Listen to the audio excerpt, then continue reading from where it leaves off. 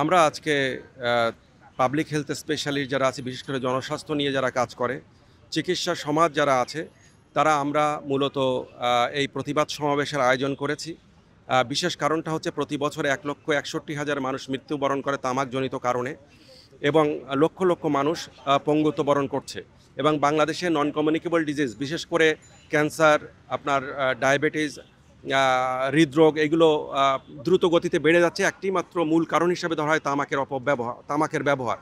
তো সেই রকম একটা প্রেক্ষাপটে আজকে আমরা একত্রিত হয়েছি যাতে তামাক কোম্পানি দৌরাত্ম্য প্রতিরোধ করা যায়, এবং সংশোধনী যেটি সরকার উদ্যোগ নিয়েছে সংশোধনী প্রক্রিয়া শুরু করার, সেটা একটা পর্যায়ে থমকে দাঁড়িয়েছে তামাক কোম্পানির প্রভাবে।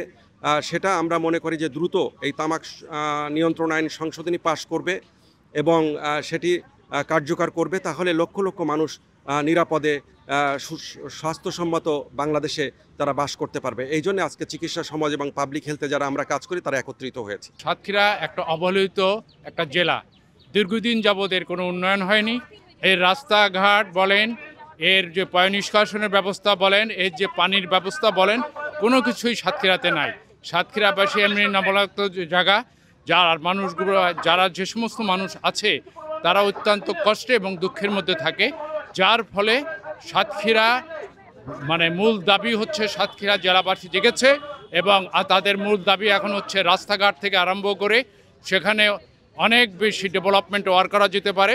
সরকারের পক্ষ থেকে আমরা চাচ্ছি আমাদের এই দাবি যেন ওনারা পূরণ করেন। সবাইকে ধন্যবাদ। আসসালামু আলাইকুম।